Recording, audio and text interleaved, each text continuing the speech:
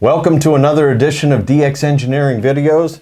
We're here today at DX Engineering headquarters in Tallmadge, Ohio, and we have a great visitor with us today. It's Jeff Steinman, N5TJ. Jeff, welcome to DX Engineering. Thank you, Tim. It's a pleasure to be here. Jeff, not many people know about how you got started in the hobby. We know about some of the things that have happened in the hobby to you, but how did you get started? It's a good question, Tim. So, a long time ago, in 1978, I passed my general test and, had started radio on some other frequencies. My brother had a CB radio, so I played in that a little bit, got really frustrated with it. I had a friend of mine who was a year younger than me that was a ham. He lived in the neighborhood, and I would go to his house and tune his FT101, and it's like, wow, this is so orderly. You know, people, you can really use real antennas, you can run more power, you can talk to people all over the world, and that really was the bug that got me to go get my license. So how old were you when this? 1978, I was 14. 14, yeah. Okay. And so you get your license, and now you've got the capability to talk to people all over the world. When does the contesting bug bite? The first bug that hit was DXing, and so being a general back in those days and having 100 watts and simple antennas, I wanted to work DX, so it was CW. I went on phone, living in Missouri.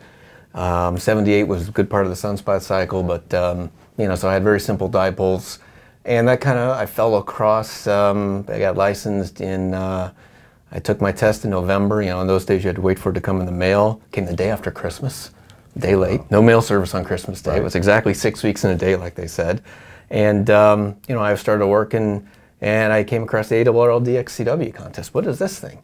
And I remember I found my old paper log many years ago, and the busted calls, and, I couldn't copy, but that was the first for me to chase DX and start working guys. And from there, that was kind of the beginning of starting to, what are these contests, and working more countries, and with simple antennas. IARU was a big one for me. I really enjoyed. So it became quick for me. Right in 1979, I really started to chase that. So when did you meet some local guys, some local hams that could help nurture your... In 79, came across the MVDXCC, the Mississippi Valley DX Contest Club, and Gary Wardak, K3LR, who was somebody that kind of ran across several other guys in the club. And there was a guy that lived right down the road from me, W0RI, 80-foot tower with a 5-element 20-meter monomander. I had to drive by it to go to school every day, and I would look at that thing going, oh, wow. So, I met with some folks from there, and it wasn't long after that a certain gentleman moved from Foreland and retired to some land in Hannibal, Missouri, which was about 100 miles north of St. Louis. He ran a small ad in QST that he was looking for contesters, and I replied, and that really started, an Elmering of contesting for me over 6 years. That really set the tone for everything. That changed.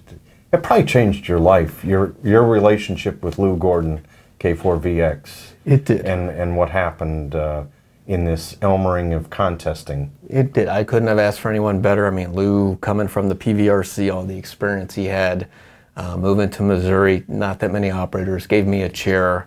Building the station, the first contest I did there was WPX CW in '81. It was a quad with some RG213 that, he was embarrassed that it was just RG213 and not Heliax yet, but he was just building the station. And that began a long tenure of years to where I did a lot of single ops and multi-ops on the weekend. And it happened when I graduated high school and then went to college at the University of Missouri. His daughter went to the University of Missouri, so I was her ride home over the weekend to do contests. So it was mutually beneficial for Lou and for Terry, his wife. So this was '81 was the first time you were with Lou, but in 1980 you and I got together and did field day. We did do field day together. So that 36 years ago. Time flies. We did field day together. So it's amazing how our roads have crossed. They have crossed a few times. A few times before today. Yes.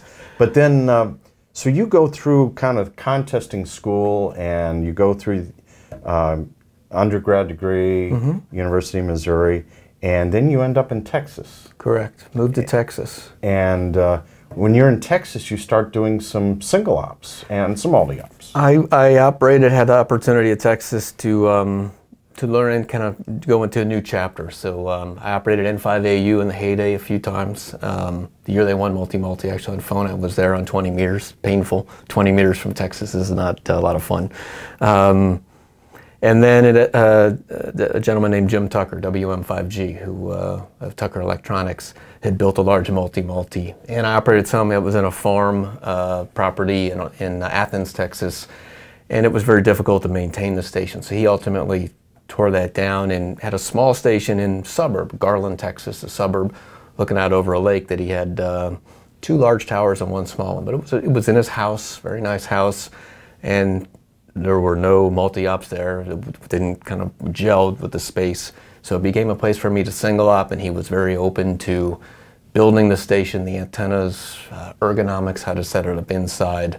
You know, he was very open. So that really gave me an opportunity to single op from a different location, domestic contests, sweepstakes, and some, at the peak of the cycle, unanticipated success in CQ Worldwide, and the ARRL DX contests. Right, you're one of the few guys that has won major DX contests from Texas. Yeah, I was fortunate enough to win the Worldwide in 90, and geez, now you gotta make me think about that. What year it was? 90. 89, I was going well, and the computer crashed and wasn't able to recover the log. And in 90, we came back and beat K3LR 6.3 million. 10 meters was phenomenal that weekend. I think 1,700 Qs on 10 was a bottomless pit. And you know, good peak of the cycle for Texas. It was good. The low bands are always a challenge, but the conditions were good enough that year that the low bands weren't a big part. And in those days of the spectrum allocation, before being able to work transceive Europe like we can today in 40 and 80, you just didn't make that many contacts on sideband on 40 and 75, even the big stations. But you even won on CW. On CW in the ARRL DX, one of the first times I went 48 hours straight without sleep. I beat a station in W1, a well-known station in W1 that has won many contests, KQ-2M from KM1H that year. And I think it was because I didn't sleep. It was such a narrow margin. What I remember from that weekend was an amplifier failing, an Alpha 77 DX, and Jim wasn't at home. I think he was at church, and it was Sunday, and I'd been up for 40 hours, and this was a custom cabinet that the thing slid in, and trying to pull it, and there was a spare one behind me, but trying to pull that thing out after not sleeping, and not trying to drop it. Yeah, that's what I remember from that weekend. That and being tired. But it turned out good. It turned out well. In the end. And speaking of turned out good, we're looking at 4 medals here, and why don't you tell us about these 4 medals? So, I mean, WRTC is an event that it's changed over the years. People, I think, know it well today, but started back in 1990 in Seattle. With a group in Seattle to put that first WRTC together. This is the World Radiosport Team Championship. Yep. So, I was fortunate enough to participate that year. There weren't a lot of people actually in those days that really wanted to participate. It was interesting because that was back in the days when the Soviet Union was the Soviet Union, and we had people from the Soviet Union come over and meet people that you otherwise wouldn't have met. So. First WRTC in 1990, fortunate enough to come away with the bronze, and then subsequently, now the WRTCs are every 4 years. It took a few years to find somebody to sponsor it again because there's a kind of overriding body. It takes an organization a lot of work to do that. So 1996 in San Francisco with Dan Street, K1TO, very fortunate enough to win the gold, and then it's a gold, although a beautiful piece of crystal, in Slovenia in 2000, and then in Finland in 2002. So 3 in a row. 3 in a row. First place gold medals. With Dan Street, K1TO. And that's not been done since. No, we retired at that point, and other people have come on and won. So one of the interesting things I would say is in this gap of how did Dan and I connect. We were at Dayton one year, and it was probably in 1991 or 92. And the WRTC is held in July, and it has been in conjunction with the IARU. Sometimes it's been standalone. IARU was one of my favorite contests growing up in Missouri because with small antennas, you can work DX, you can be competitive. It was 24 hours. I like that contest. Propagation is very different in July. A lot of the big operators take the summer off. That's right. Dan was a guy that always operated IRU, and he was very good at it. So I approached him at Dayton when he said, you know, if they ever do one of these WRTC things again, you and I should be teammates. I said, yeah, that would be a good idea.